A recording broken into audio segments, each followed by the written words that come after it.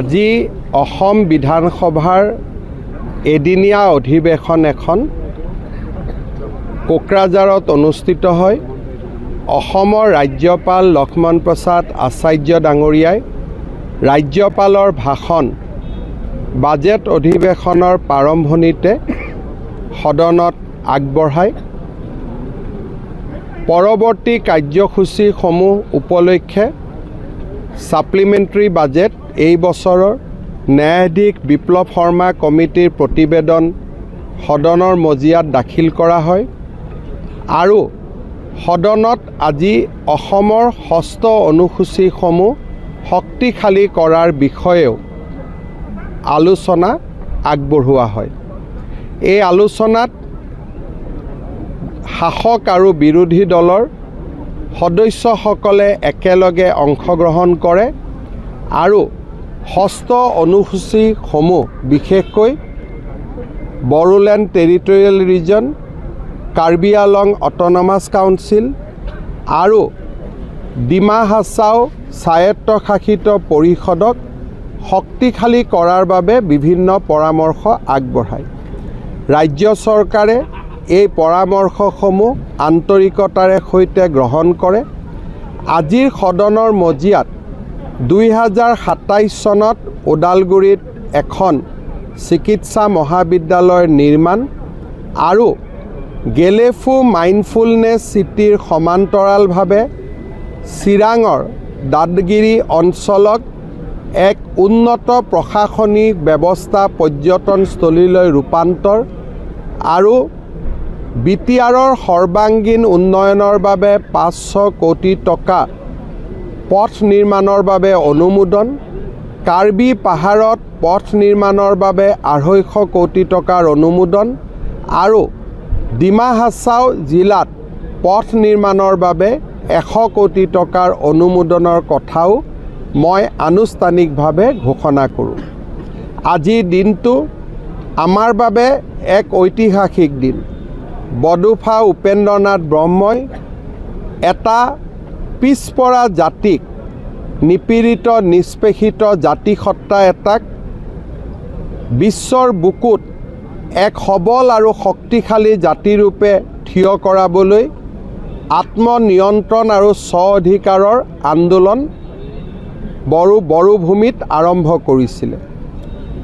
আন্দোলনৰ কোনোবা এটা সময়ত অসমক পৃথক ৰাজ্য হিচাপে নিৰ্মাণ কৰাৰ দাবীও উত্থাপিত হৈছিল।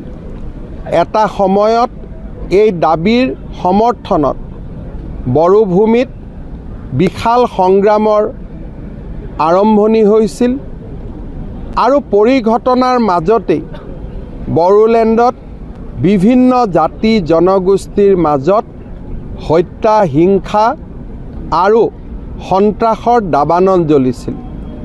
প্ৰধানমন্ত্ৰী নৰেন্দ্ৰ মোদী আৰু গৃহমন্ত্ৰী অমিত শ্বাহ ডাঙৰীয়াৰ ঐকান্তিক প্ৰচেষ্টাত আৰু নিখিল বড়ো ছাত্ৰ সন্থা, বড়ো সাহিত্য সভা আৰু বড়ো ৰাজনৈতিক নেতাসকলৰ প্ৰচেষ্টাত আজি বড়োভূমি এক শান্তি আৰু সমন্বয়ৰ ভূমিলৈ ৰূপান্তৰিত হৈছে।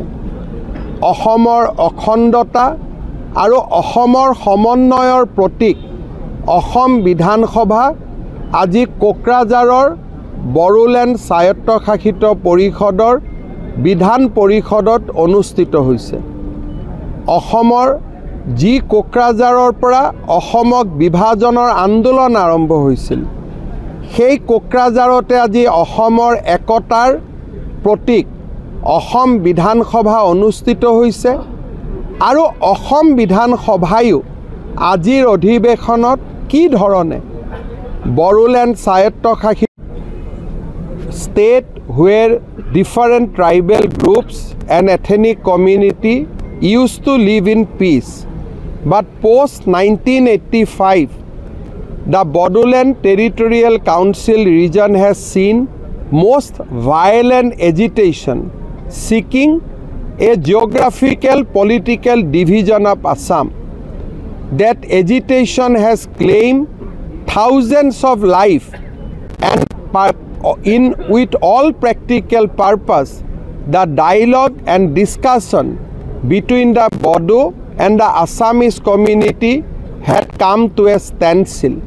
However, post-2019, because of the leadership of Honorable Prime Minister Shri Narendra Modi and Home Minister Shri Amit Shah, and due to the absolute maturity and leadership shown by the Bodo leadership, today Bodoland has become symbol of unity, symbol of cooperation. Assam Assembly symbolize unity of Assam. Assam Assembly symbolize political unity of Assam. Today, Assam Assembly making a departure from the tradition has come to Kokrajhar and hold its historical session in Kokrajhar. Today is a historical day, and we must celebrate that a dream of united Assam has ultimately realized. Today is a day which all the people of Assam will remember for a long time to come. I have appealed that in BTR, the power structure is such that it will be always ruled by the tribal people. However, it has given a huge responsibility upon the tribal community to take care of the non-tribal community. So I have reminded them their historical responsibility. And I am sure that in BTR, both Bodo and non-Bodo, from now onwards, will live peacefully and with a sense of sharing of culture, sharing of power, sharing of prosperity. Thank you. मोनसे गोजोनथाव खौरां कक्राझार जिल्लानि सिङाव काजिगावआव थानाय गुरुदेव कालिचरण ब्रह्म एकाडेमियाव बर' बिजोंनि थाखाय गोदानै 2025-2026 इं मायथाइनि सोलोंथाइ बोसोरनि मुं थिसननाया जागायबाय। थाखो बिथराइनिफ्राय लानानै थाखो गोसिम मुं थिसननाय जागोन। मुं थिसननाया 10 फेब्रुवारिनिफ्राय जागायगोन। रेबगान्थि आरो खाबुफोर थागोन, जेरै हौवासा आरो हिनजावसाफोरनि थाखाय आलादा हस्टेलनि खाबु, हस्टेलनि फरायसाफोरखौ थाखो फोरोंगिरियानो जोथोन लायो, गोहैलो फरायसाफोरखौ फोरोंगिरिफोरा उफ्रायै जोथोन लानाय जायो, HSLC आनजादाव 100% उथ्रिसारनाय, कम्पिउटार सोलोंथाइनि खाबु, इंराजि आरो हिन्दी राव रायनायनि खाबु,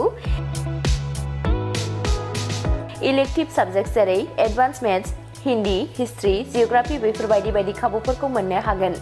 नोंथाङाबो गावनि गथ'खौ मुं थिसननोब्ला 9957951216 एबा 9613400625 एबा 8638520653 मबाइल नम्बराव थोंजों कल खालामनानै सुलाद लाहरनो हागोन।